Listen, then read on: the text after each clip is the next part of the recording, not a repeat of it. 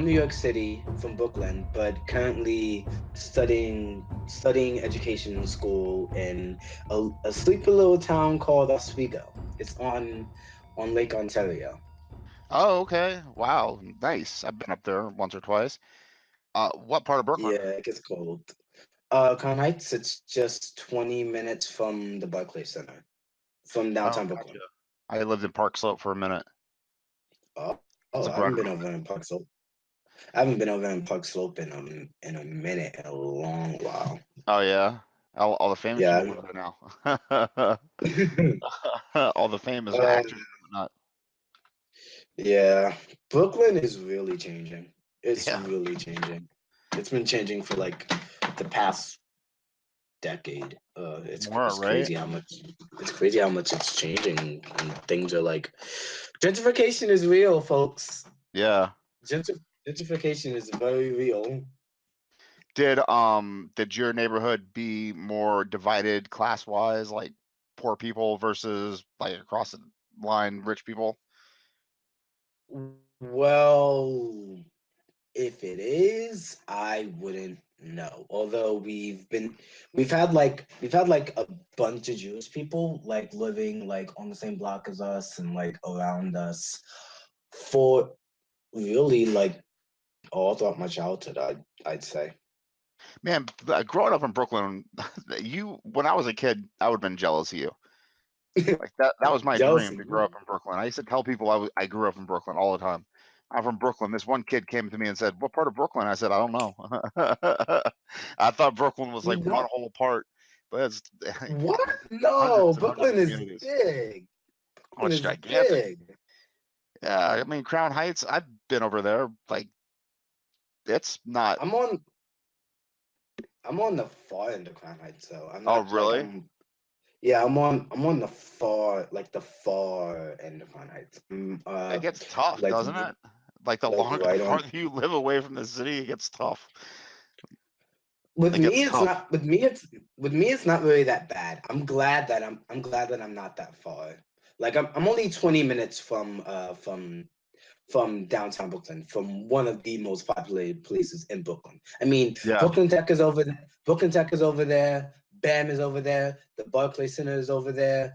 yeah. And like the main reason I always went over there was because my high school was over there. I went to a performing arts high school called Brooklyn High School of Okay. the Arts that was just on Dean, a couple blocks down, from Barclay and from Brooklyn Tech and stuff. So I was always over there. But I You like said performing arts? yeah, it was a Do you? performing arts high school. Wow, so you're like you're an artist from way back when then.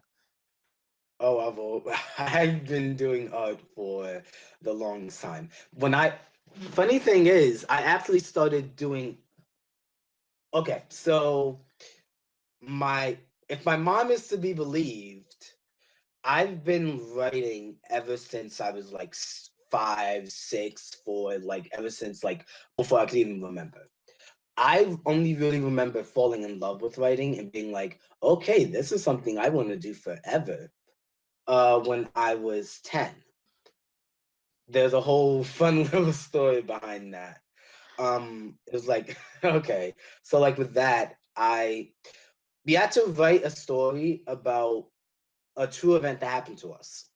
So I did what any logical student would do, and I didn't listen to the teacher at all. I wrote a story. I wrote a story that was not true in the slightest. It was this fun little adventure story where it was a normal Saturday afternoon. Well, it was a normal Saturday morning. I went to the bathroom. I accidentally locked myself in the bathroom, and I wanted this whole grand big adventure. I started pacing and talking to myself. Then all of a sudden, I just like got attacked by this skeleton. I got attacked by this like skeleton in a cloak that shot ice at me.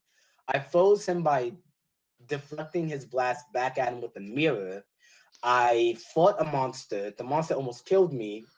And like it was, I saved the princess. I burned down the bathroom door. I fell through a black hole, and then I woke up, and that's like the like full extent of the story. I'm just giving like a little synopsis. But back to what we were talking about before. I that's when I really fell in love with like the creativity of writing and everything. I started acting like on stage and stuff about 2 years before that in third grade.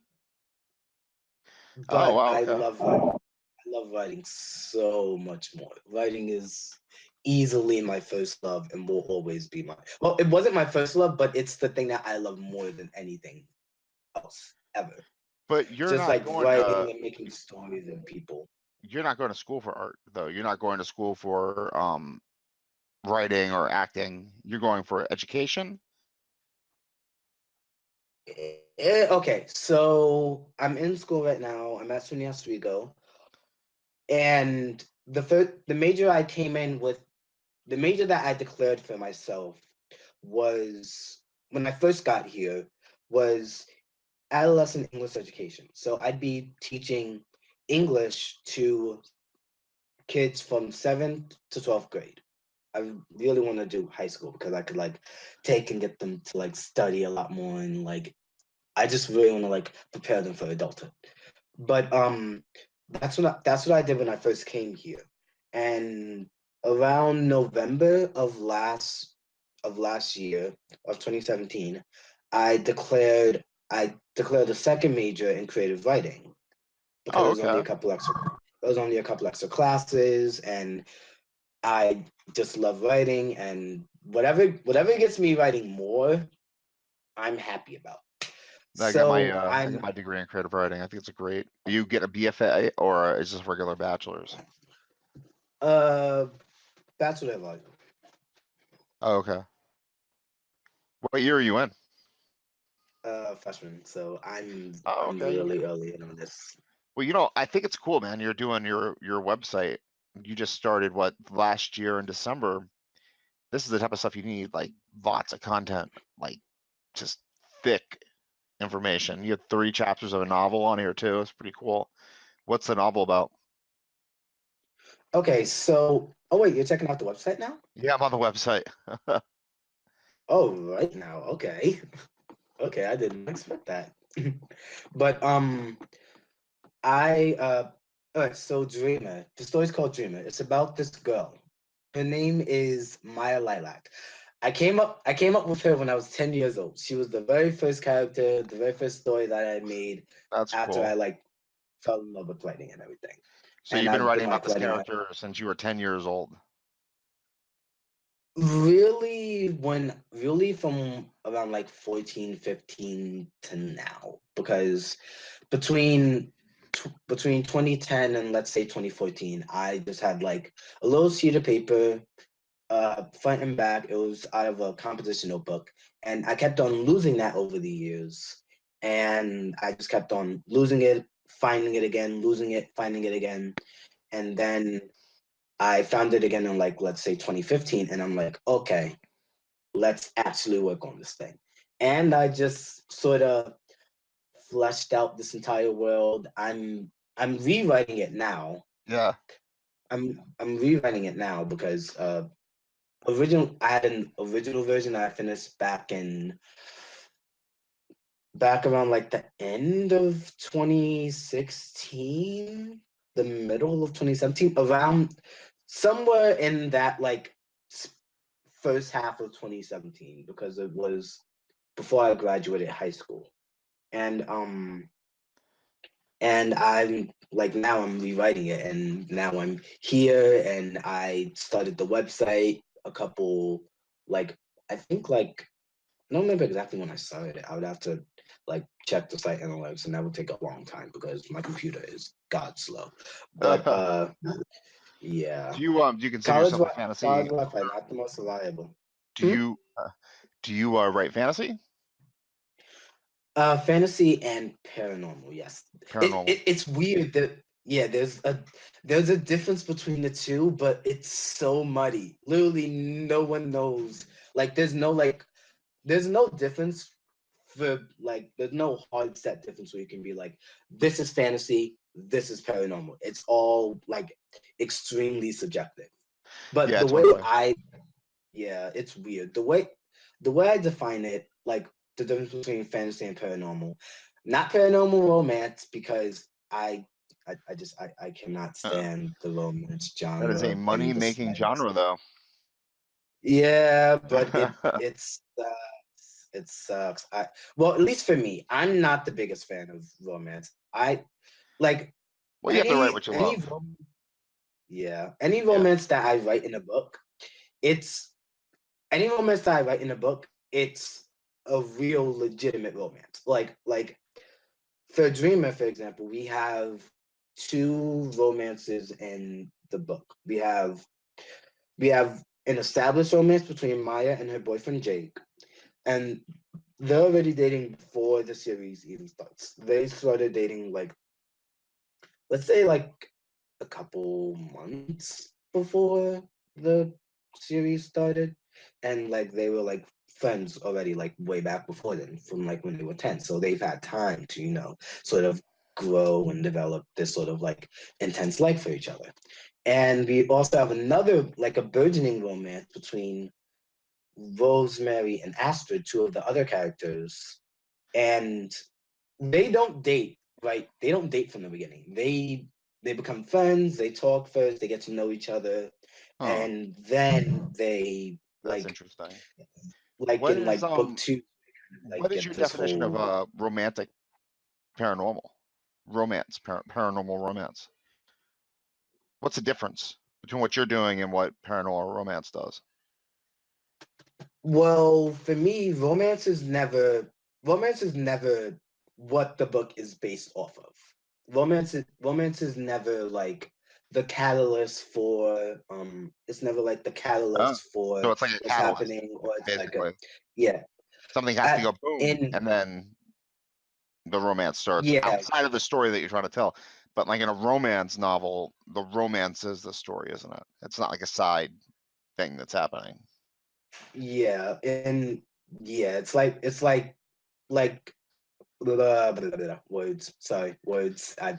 My mind is like going super fast, and the words aren't coming out fast enough. My brain can't articulate them. But You're doing good. like with paranormal romance, I feel it's like I'll just like give you an example of a book that I had to DNF it. I had to say I had to say I didn't finish that book. I couldn't finish it. It was called The Mark of Tala by Jeff Kennedy.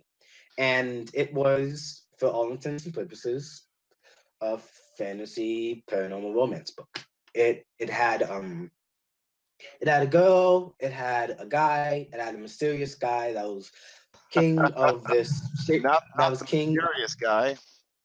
Yeah, the mysterious guy that was king of this like whole other race of people that the protagonist Addie just so happened to belong to, because Uh-huh. her mother was like half whatever this species is, Tallow, these shapeshifters. And so the first time they meet, he's just like Addie, I know. He's just like, I know you, and like trying to get real close to it and giving off this just general creeper vibe. Addie was smart though, and I appreciate this because this isn't something you see much often. My stupid alarm is going off. It's okay. It's There it okay. goes. All right, that's Like deep. Addie was smart because she was actually cautious. She was actually cautious and being like, okay, this guy gives me the creeps, and she was looking for a way to escape, and she actually successfully did. Like, I don't remember exactly what she did, but she successfully escaped, and she actually wanted to escape, and she left.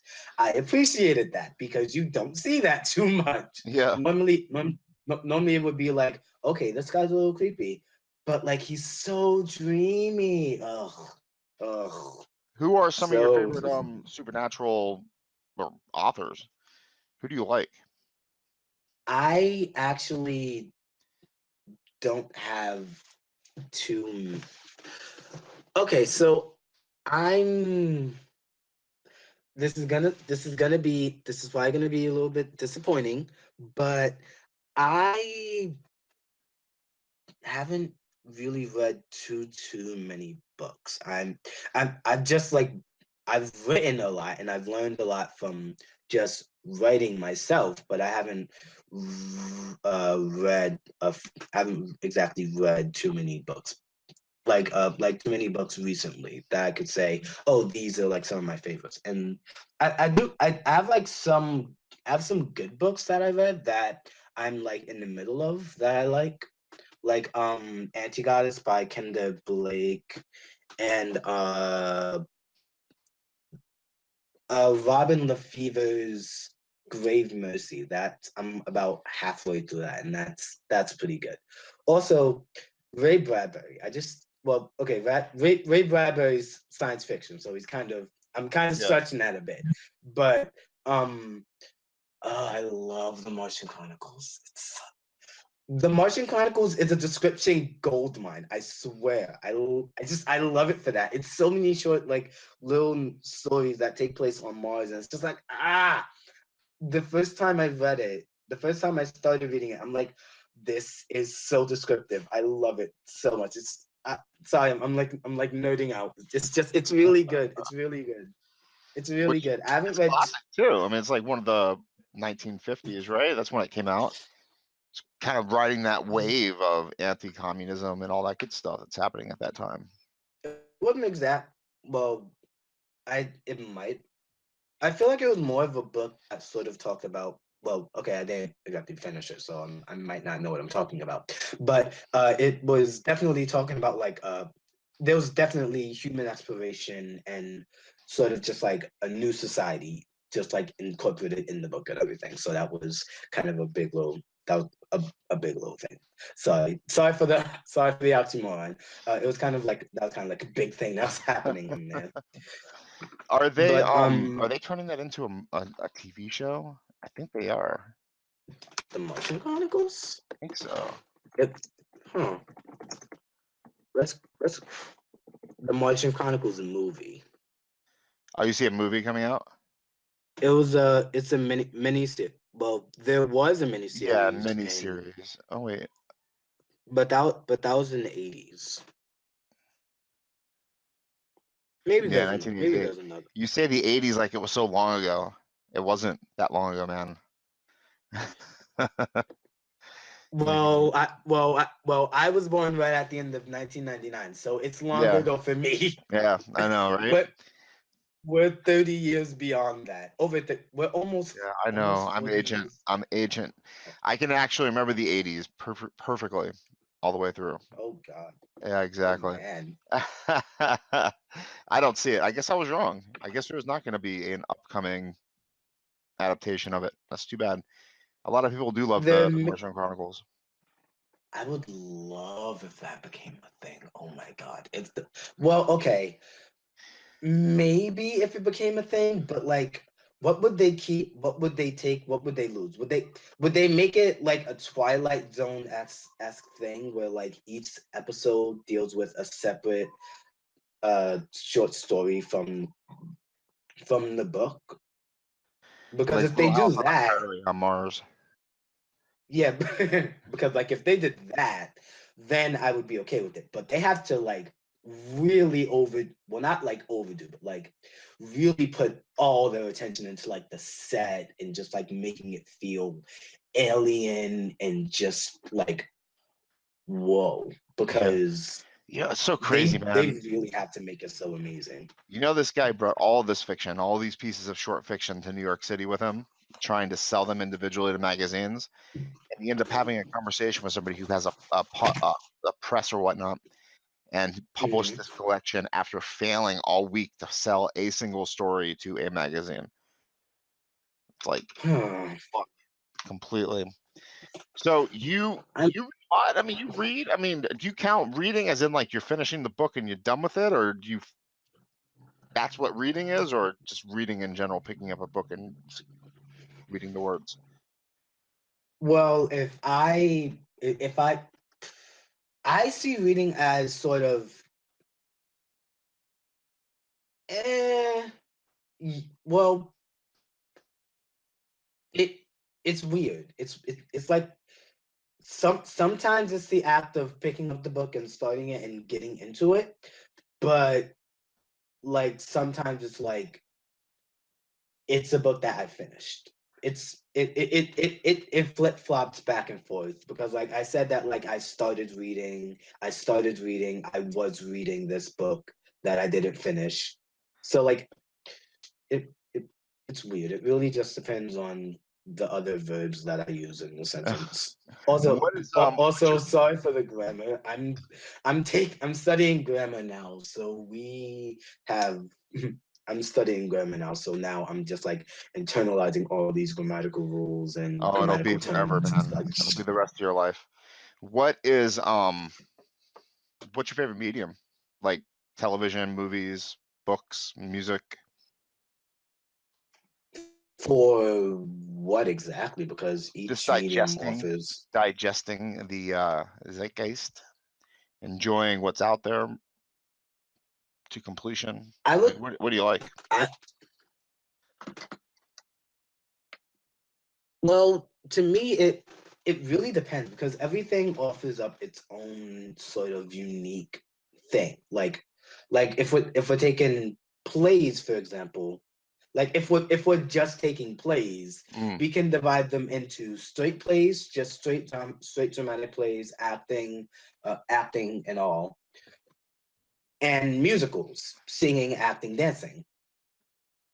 Both of them kind of have their own separate things, their own separate strengths and weaknesses that they could like, that they can pull on.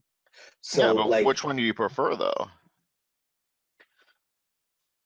I Like would which have storytelling medium do you enjoy the most? Like which one do you go to? Like you salivate for it. What's your favorite one? Is it books? Or is it television? Or is it plays? I would have to say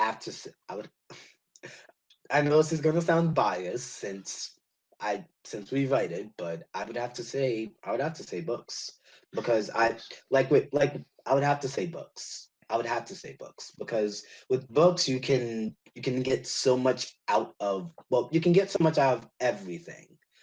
But like I don't know, with the book you could just kind of like see it and feel it and imagine it and you don't have like you kind of have a set image in your mind Yeah. depending on what the author writes, but you also have that freedom to imagine things. Yeah, Like it's like like you're with it's actually books, like you're like with winning with the author and creating the world with him in a way, right? I mean, when Harry yeah, Potter came out, I was mispronouncing Hermione's name the entire time I was reading that series. It wasn't that until the movies came out that you're after the like fact that I'm like, oh, Hermione, dude, it's not Hermione or however I was saying it. I can't even pronounce it like that anymore. Hermione, Hermione. Is that what you were doing? I have no, I could not tell you what I was doing anymore. After hearing the name correctly, the wrong pronunciation's gone from my brain.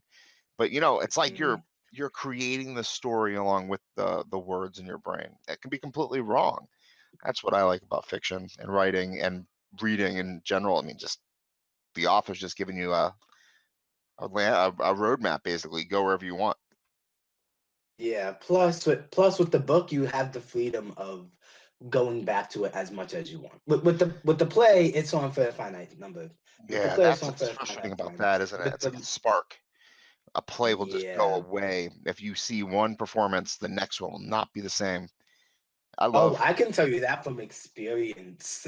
Oh my God. There So, have what been kind so of? many times I mean, that I've must have been so just cool like, going to a performing arts high school. oh yeah, definitely. I Did you like? love being You put on a bunch of plays hmm? every year. We put on plays every year. I was at When I first started out, my first year, I was a vocal music major. I had like my regular Oh, classes in addition to vocal music at like put in my schedule. Uh And as I got to 10th, 11th, and 12th grade, musical theater was put in there too. And musical theater, I miss musical so much. what is your But favorite musical? Once on This Island. Once on This Island is my absolute Oh, favorite musical. really? I've never even Granted, heard of it. okay, Once on this island. okay, okay. So Once on This Island, it is this musical that takes place on the island of Haiti. It takes place on the island of Haiti. It's divided into the poor and the rich. There's this peasant girl named Timoon, and she falls in love with this rich boy named Daniel Bozome that's on the rich side of her island. She prays to the gods. She prays to the four gods that they have on their island, and she basically says, "Gods, can me and him meet and fall in love and just have this big thing happen?" So the gods are like, "Okay, we'll let you go on this journey." So they kind of just like set everything in motion. Daniel Daniel crashes, and Timon's left to take care of him. They meet, they fall in love. Daniel goes back to his side of the island. Timon chases after him, and then I'm not going to tell you the rest of it because that's a spoiler. Well, that's cool. I've never heard of this musical before. Like I'm an expert on every musical ever made, but I've not heard of this one ever in my life. I'll check out The some of this. reason I know about it is because I performed it twice actually. Who were So the very you? first musical, uh, the first time I did it, I was Armand. I was the son of me. No, I lied. Reverse that. The first time I did it, I was Papa Gay, the god of death in middle school. It was seventh grade. It was actually the first musical I ever did. It was the first musical I did, and it was the first musical I ever performed, and the last musical I did in my senior year of high school. So that's a nice little bookend on that. Actually, it's really poetic. I performed, but I performed the junior version, the middle school version, when I was in seventh grade with this group called Broadway Junior, Uh-huh. and so I was Papa Gay in that. I was the god of death. I was basically the antagonist. Uh, basically the antagonist. And in 12th grade, when I did it, I was Armand. And Armand is the sort of, he's the guy that sort of first came to Haiti and set up the rich side. Like he was the original Bozome, the original beautiful man. He came in kind of like on the heels of Napoleon. He wasn't like he kind of like came in on the heels of Napoleon, and he set up his side of the island. He had like all these other rich friends with him, and basically what was happening with he started the class divide. And there's this really fun song with them. It's just oh man, I miss it. I Well, still have my why video are on you this one. not doing theater in college? I mean, it sounds like you definitely have a passion for it. Oh yeah, I love theater. I completely do. I always will. I know I always will. But I love education just a lot. I really do love it. It's something that I can completely see myself doing forever. Like I've said this to myself. Even if I become famous from my writing, or let's be realistic, moderately well known, get a modest following, um if I get a modest following from my writing, I'm not going to stop teaching. I'm not going to stop teaching until I'm like 65 and I can retire, Well, I mean, because I you'd want be to actually like kind of lucky to be teaching and writing at the same time. I mean, look at like Brandon Sanderson. It's like an adjunct professor at what is it, Brigham Young University or something crazy like that. Gets to write and teach and make money doing both. well, for him it's different because he's teaching college. I'm going to be teaching high school. You want to do the high school thing? Yeah, I want to go into high school and teach high school, and I want to like stay in high school because I want to take the things that I've like personally learned and experienced, and Yeah. and I want to impart it on the next generation. That way, when they get to their first year of high school of college, sorry, they can be like, okay, I kind of have an idea of what I'm doing, because like either way college is going to be a completely different world from high school. You make your own classes. You manage your time well or poorly, and you can either pass or fail because of that. You have so much more agency in college than high Yeah. school, Absolutely. but I can at least sort of like I at least want to sort of be able to like guide them and build them up as much as I can. Well, you're a That way, freshman when too. I they, mean, you actually can make up your mind in a year and a half or something like that, what your major is going to be. You don't have to oh nail no, anything. I definitely know it's going to be teaching. I know that for Wow. a fact. Well, let me ask you I this. I live in New York City. I know that at 3 o'clock or whenever the schools let out, you do not want to be on the street.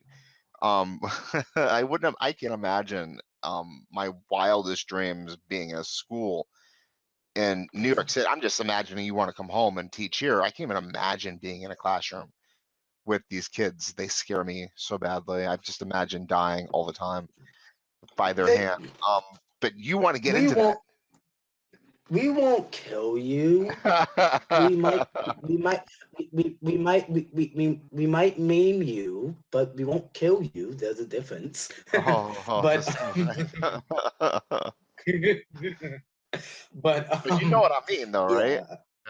yeah. Yeah, I get what you're saying. That like sort of that fear of like those kids will like eat those Eat kids will you like eat alive, me yeah. alive. I mean, is it bad like that in New York City schools? I mean, where would you teach? Mm, Let's say in like 3 years you get your master's in education, and you got to go someplace to teach. Are you coming back home, or are you going to Crown Heights, or are you going to do something else? it honestly depends on where I am in 3 years. If I'm it so I'm with this program at my school, Teacher Opportunity Corps, which it basically strives to get Black and Latino teachers in more urban schools in like cities. Uh-huh. So if I was doing that, and if I got like the guaranteed teaching position, because they do have that as a thing, I would be put in Syracuse, which is it's still a pretty populated city. So it wouldn't it's no New York City, but it's still I've pretty been through it. It's populated. nice. I So I'll be mean, yeah, put it's tiny. It's quaint. It's definitely nothing like yeah. not even a Westchester or something. It's tiny, tiny, tiny.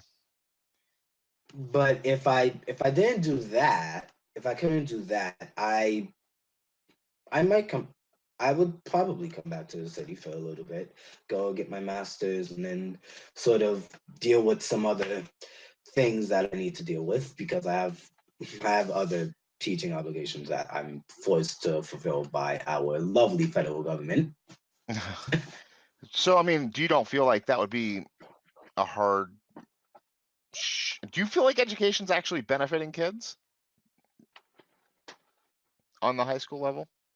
The way it currently is, no. So, I mean, that's what you'd be getting into, right? The way it currently is. Yeah, the way it currently is, we have some problems, but like I feel like we can fix them. Well, I at least want to try my hand at fixing them because You know what? the way I Trump just fired Betty the DeVos. You're hired as the education secretary. Fix it all. please please put me in there, please. If you put me, oh my God, You're if you there. put me You at have it. Fix if it. I want to if hear what you're gonna do. if, if you put me anywhere in our just anywhere in the presidential cabinet, I would change so many things. The one of the big major problems that I feel like is just that kind of just pervades our country is, well, one is mentality, but aside from that, we should be looking to and taking things from Europe, from European countries, from Asian countries, from just across the globe and looking at it and looking at things from our own history and saying, okay, these are all the things we have. This is everything we have in our current society. How can we fix and mold all this together? Like we don't have to steal from Europe, but like we can at least look at their stuff and say, okay, this is a nice template. How can we use it to fit America? Like with the gun laws, we can fix this. We can fix this. People just need to be more cooperative and be willing to listen. But it our society makes me sad. It makes Yeah. me sad sometimes. And I But mean, that's a whole nother you're issue getting for into a the whole nother education day. system, and it's not great, is it? I mean, it's not really producing kids that know what to do when they become adults. I think that's the Exactly. biggest tragedy. Like, yeah, that's ultimately what I think education should be. It should be something that prepares you for life. Like like for example, when I get into teaching, one of the things that I'm going to do for every single class that I have, no matter whether it's a freshman, no matter whether it's a ninth grader or a 12th grader that's about to go off to college, I am going to have a life one-on-one class that's put on either like as an elective course or just like as something that I have in my own individual class, in my own individual English classes on like a Friday, like at the end of the month or something. I'm gonna have like a life one-on-one class where each class we sort of deal with a couple skills that you're gonna need for adulthood, like balancing a checkbook, learning how like just like learning just like basic first aid, learning all this other stuff that you're going to need to know for when you're an adult. Also, trade schools, they're Yeah, dying. You can revive them because I know this is going to be kind of a controversial thing, but not every kid is made for college. It it feels like a terrible thing to say. It feels like blasphemy coming from a teacher or a future teacher rather. But like while I do believe everyone has the capacity to grow and become great, not everyone's made for college. Not everyone's made for higher education. There are people that drop out their first year. I know someone who just dropped out like last week, 2 weeks ago. I don't So understand dropping out of college. You just sit I there and really take the don't. attendance and get a grade. I mean, that's basically what you do. And then try to learn Oh, some it's crazy. stuff. Man, I had talked to Yeah. a guy who does creative writing at University of North Florida, and he said that Mhm. the department's actually closing down big time compared to what it used to be because a lot of kids But aren't wait, willing to take English classes and creative writing classes and things like that. that's because people say that creative writing isn't a You know, sorry, because you know people want sorry for business all the degrees burps in the and cuts. say what? Uh I was just like apologizing for like all the burping and stuff because I ate like a little bit before this, so it's kind of like popping up every once in a while. But yeah, everyone's like the thing that I always hear, like especially when it comes to writers, is like with like all the writing stuff that I'm like following on like Quora and sites like that, Uh-huh. or well Quora and stuff like that. Uh, they ask like, is a creative writing degree a good idea for someone who wants to continue writing? They say don't. Uh-huh. They say don't pursue a creative writing degree. Yeah. Why But not? we're in a new age. We have self-publishing. We have freelance writers. We like there's so much at our disposal Well, with the advent of let's the say this. You internet. finish up Dreamers, right? You finish up your novel. Are you going to pursue Yeah, indie publishing at that point, or are you yeah, going to you're going yeah. to try and I'm in. I'm indie publishing. I'm indie publishing. I love how much control I have over. Mhm. I the reason one of the main reasons I'm doing indie publishing is because I am a I'm that kind of writer that needs control. I'm that kind of writer that will have a dream, wake up the next day, and change my entire story to fit the dream or fit the idea that I had just 5 seconds ago. Literally, I do that all of the time, like all the time, way too many times to count. So I like having it where I can set my own schedule. I'm the only one that's accountable for my own work. I love the fact that I don't have a strict deadline unless I set it myself, and even then I can push it back. Because if I was with a traditional publishing company or even a small publishing company, a small or independent one, I would have to sort of like confer and deal with their deadlines. And I don't want to put out something that I don't personally like. If I make something that if I make like my rule for writing is if you write something and you like it, people are going to like it.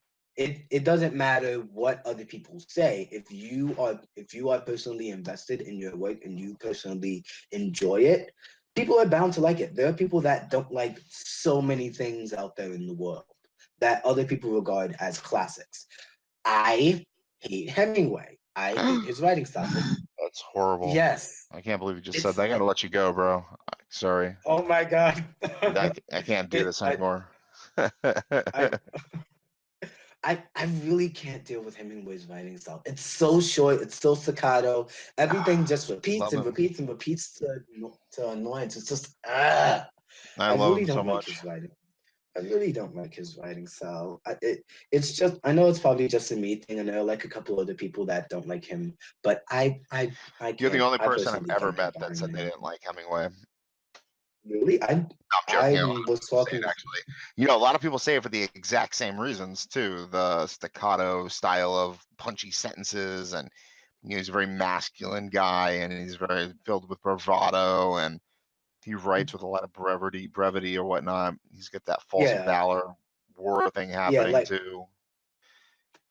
yeah I write short sentences sometimes, but I alternate between short and long, and I only repeat something if it has a meaning. Like if it's to sort of reaffirm something, if it's to like reaffirm like breathe, breathe, breathe, breathe, breathe. That's saying breathe, that's showing panic, that's showing fear, that's showing chaos. It has a purpose. It like I only do sentences like that if it has a reason for being there. Yeah, With Hemingway, it's just more of his style. Then again, I'm yeah. also incredibly descriptive in my work, so we're kind of at odds. We're kind of on different ends of the spectrum, me and What are your Hemingway. thoughts on Faulkner? Actually, speaking of Faulkner, we just finished reading As I Lay Dying in Uh-huh. my American. Yeah, we just finished reading As I Lay Dying in my American lit class. We're on to Slaughterhouse-5 now. It's Oh my good. I God, like that's it. my favorite novel ever. I love Vonnegut. He's my favorite. Yeah, it's nice so far. I like it. It everything's like all broken up and so much jumping in time, but it's good. I like it. I like it. I've always been a fan of sci-fi and fantasy and just those kinds of books in general. Those are like my favorite kinds of books. But Faulkner, I like Faulkner. When an author that I really like is Charlotte Pickens Gilman, especially Herland is Herland is one of my like most like books from my English class, like from the class I'm taking now anyway. It's just like it's really interesting. It has like so many philosophical and gender musings in it that it's just I you could get a lot of discussion out of that book. I feel like I could write a 10-page dissertation on that, like right now. Uh-huh. Interesting. So it sounds like you're in the right place as far as English is concerned. These classes are going to be right up your alley. Oh yeah, definitely. That's the reason that I'm glad that I chose to do English education because like I get to study books. Yeah, That's a dream come true. that's interesting. Especially I like never like got excited about writing about a book. I didn't. I really had I wrote the papers because that was the challenging part. You know, write the paper, see if there's anything interesting there, see what happens, become a better writer. Blah blah blah. But I was never excited about writing the paper, just reading the story. So I mean, that's fascinating. I mean, there are people who struggle with that in English departments, just writing those papers. the reason I like it is because like there's so there's so much you can pick apart from a book.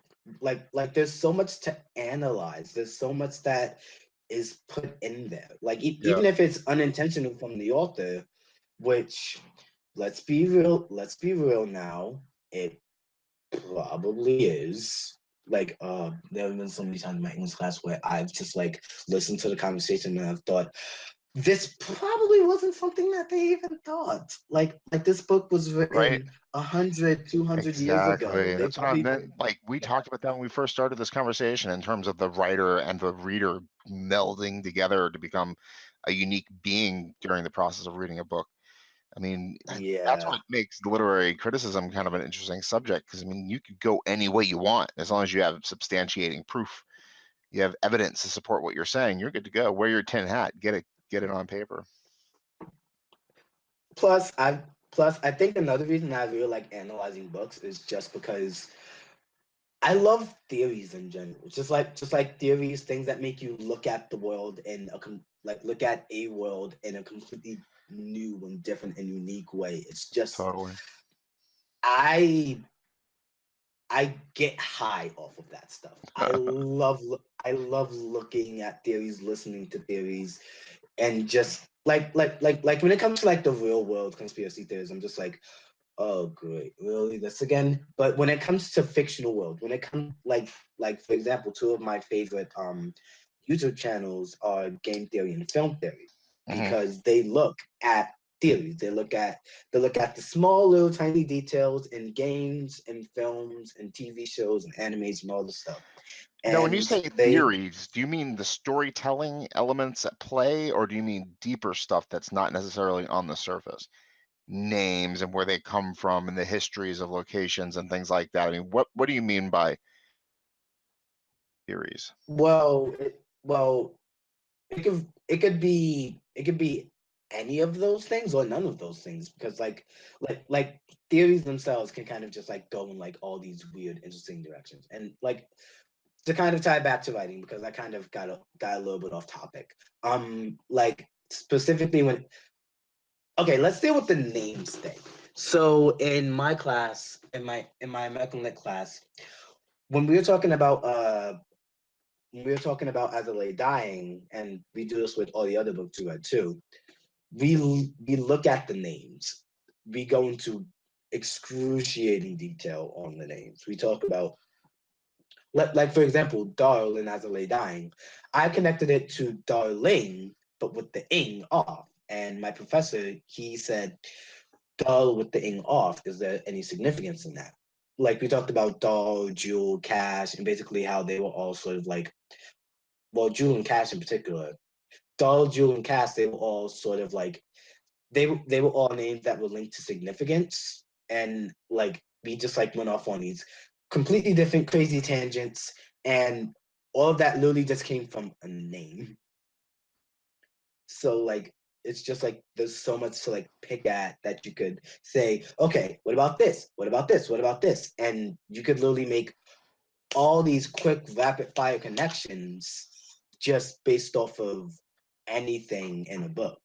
Yeah. And What's really like, frustrating especially about that, for like the second phase. you Yeah. don't get a lot of That's, readers doing that for your literature. You might be doing it for your writing, like you might be. Do you do that for your writing? Do you dig? well, Do you try to scratch the surface of potentiality? well, sometimes. Because I mean, we were So just like talking about this. Do you think Faulkner did it? Do you think Faulkner sat there with his like I picture him drinking Southern Comfort on the rocks, out in his yard, Louisiana. I'm not even sure where he's from, Alabama, some crazy southern place like that. Just getting drunk, typewriter on his knees, pounding away. Do you think he stops for like 2 hours or more and just contemplates the theory that he's working with in his story? you're right. You're right. Faulkner's from Oxford, Mississippi. Mississippi, okay. I mean, I don't Probably know. not. I wonder if Hemingway did the same thing. I mean, they were so drunk all the time, and I bet they got drunk with other artists and writers and whatnot, right? So Oh they're yeah. arguing Oh yeah.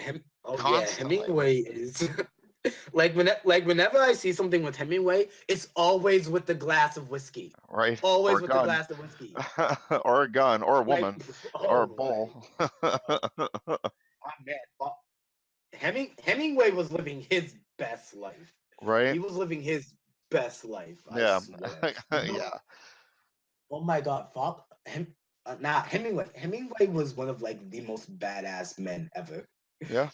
Oh man, he did way too much stuff. He did way too much stuff he did so many manly things that like it could easily trump like any man that's alive today in manliness. Right. He would be like a million to our one in like on the manliness scale. It's It's crazy. just amazing. But And that's the books he wrote they too. He never probably did. apologized in his books either. I mean, when he wrote a story, I mean, he like punched it. I think his characters punched through it. It's just an incredible kind of narrative weaving that he did. Um, what were you gonna say?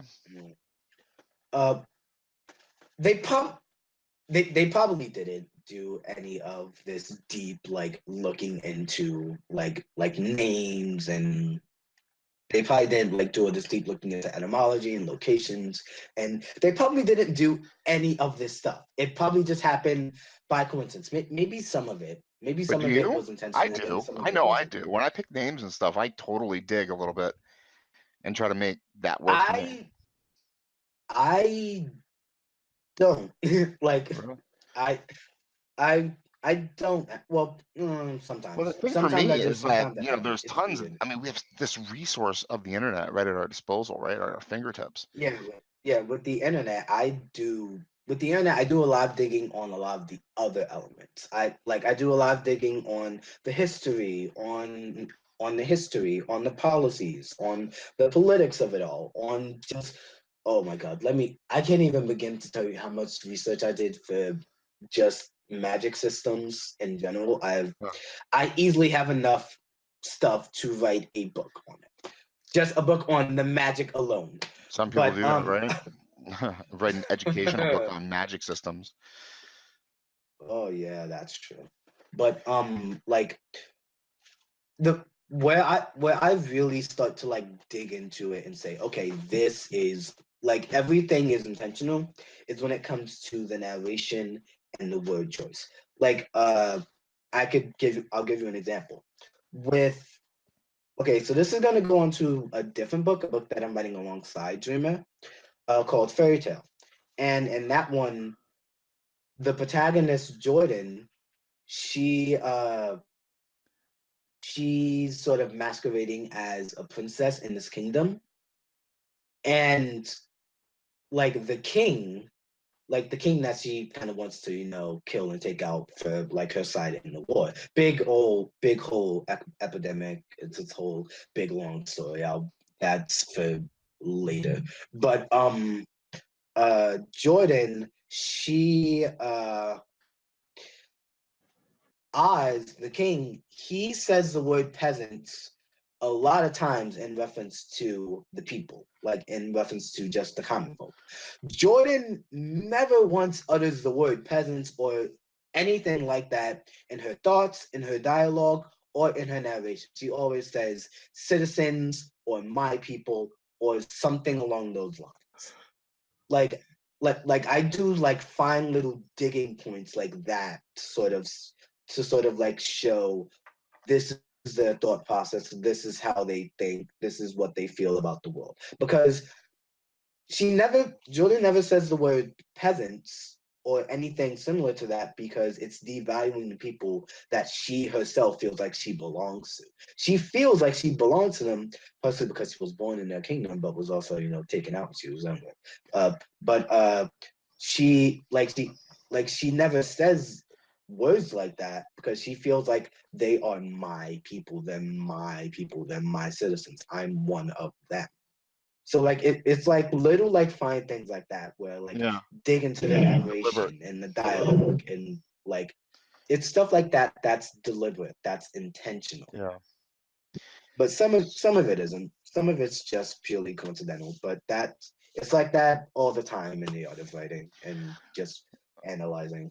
What is I mean, we're coming up on an hour here, which I really appreciate you joining me tonight. But I was curious what your writing schedule is like. Are you one of those dudes that try to do it every single day, or are you a sporadic writer? I I don't write every single day. I used to when I was younger, but college has just been kicking my butt, man. Yeah. I I try to write whenever I can, whenever I'm really able to write, or whenever I want to write, I'll try to write around that time. Even if it's just like a little bit while I'm in the dining hall eating, I'll take up in my notebook with me and I'll write like a quick little like passage, like maybe like a paragraph or a page or so, however much I can get down. And I'll just be like, okay, I'll take this, save it for later. When I get to my computer, I'll type it up. Yep. So I write whenever I can, really. That's awesome. And what's your plan? Do you have one in place for your work on the website? Do you have a publishing schedule that you're strict with? No, but with the website too, it's kind of like whenever I can. But when it comes to like for example with Dreamer, I try to alternate it because like if you were to look on the website, like and you can see it at the bottom of the homepage as well, and at the bottom of the Dreamer page too, I have it split up into excerpts and like World of Dreamer stuff, which is basically my way of saying which is basically my way of saying out of out of story content like lore and like stuff like that on like a bunch of different topics. So like with that stuff, it really I try to alternate between those two because I don't just want to put up excerpts all the time because at that at that point I'll basically be giving away the entire book. Well, So I I think a want lot of people think you're supposed to be giving away now. Selling is like passe. to Um, yeah, right. It's horrible. What yeah. is I like to finish up the podcast with 3 questions. And the first one, man, you're really motivated. It really sounds like you have a good head on your shoulders. I mean, I hope you're going to get through this education experience and be out there teaching, but at the same time, you're going to be working on this novel. And what advice would you give people who are struggling to kind of focus and get things done? Always look for ideas. Just like one of the things that I would always say is always look for ideas. Never like there may be some ideas that you have to like shut down and be like, okay, this isn't gonna work. But you can like just like any idea you get, even if it's something for like a dream, even if it's like if it's like a dream or something that suddenly comes to you or something that like a friend said that's like, ooh, I need to put that in. That's really good. Just like always be looking for ideas and always think about things and like think about changing things up if you have to, because that's really just the spice of life. That's the spice of writing. The fact that you can take and you can change things and you can weave these nice tales and these stories and these characters' lives. And like things are subject to change when you're writing. That's just the nature of writing. So always be looking for ideas and don't be willing to sort of don't don't box yourself in with writing, I'd say, Yeah. because a lot can be found outside of it. Second question, what are you reading? I understand you're an English student at the moment, probably a bunch, but anything for fun? Anything you'd recommend people check out? Anti-Goddess by Kinder Blake. Blah. Hold on, what do I have? Actually, what do I have? Let's see what we have in our library, shall we? Let's see what we have in our library over here. So we have Grave Mercy by Robin Lefevers, Anti-Goddess by Kinder Blake, and then a couple of other books I have in here that I haven't exactly read yet, but I have on like my list to read. Like I Tituba, Black Witch of Salem. It's a book that I read part of it a while ago, like a long while ago actually, and I liked it kind of. That The White Princess by I forget her name. The White Princess book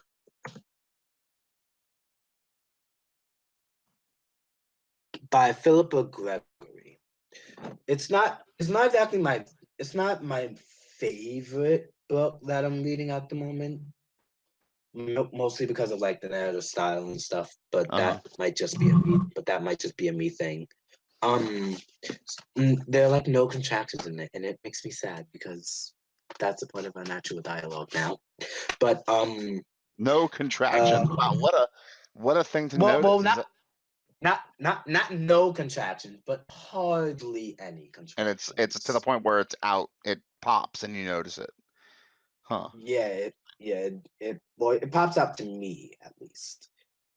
Like it always feels weird to me when people don't have like contractions in their book, like they say like did not or do not or cannot. Yeah. When it would be more natural to say couldn't or something like that, yeah.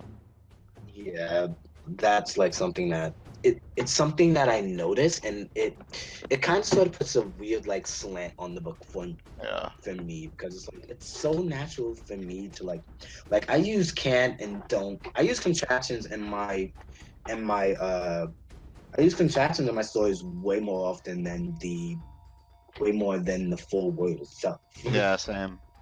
I know I do. Yeah. Interesting. My last question for you would be, where can people find you on the World Wide Web? All right. So on the wwws, you can find my website at jamelvinson.com, JAMELVINSON.com. On Facebook, I'm at author J Vinson, capital J VINSON, and that's all one word, by the way. Author J Vinson, no spaces. And on Twitter, you can find me at capital J Vinson II, JVINSONII. Fantastic, man. And I so much appreciate you coming on and talking to me today. Thanks.